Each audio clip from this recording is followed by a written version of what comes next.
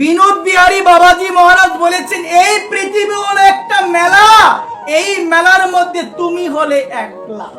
এই পৃথিবী একটা মেলা, মেলার মধ্যে তুমি কি একলা। মা, আমাদের বাজারে অনেক বড় মেলা হয়, আমি যদি একা যাই, এত মানুষ থাকা সত্ত্বেও আমার কিন্তু একলা মনে হয়, কারণ আমার সাথে কেউ না। একবার বলো।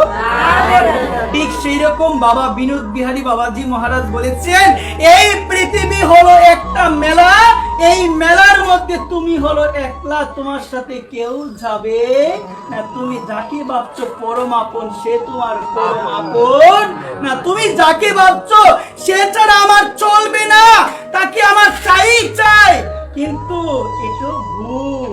কারণ আমাদের প্রকৃত প্রয়োজন কার গো মা? ভগবত সেবা প্রয়োজন, ভগবানের নাম প্রয়োজন, ভগবানের ভক্ত সঙ্গ প্রয়োজন।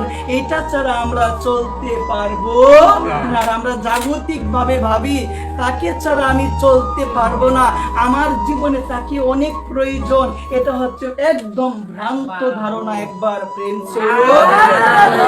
আমাদের জীবনে কাকে প্রয়োজন গো মা? ভগবানকে প্রয়োজন। তিনি হচ্ছে পরম আপন, তিনি হচ্ছে পরম আত্মীয়।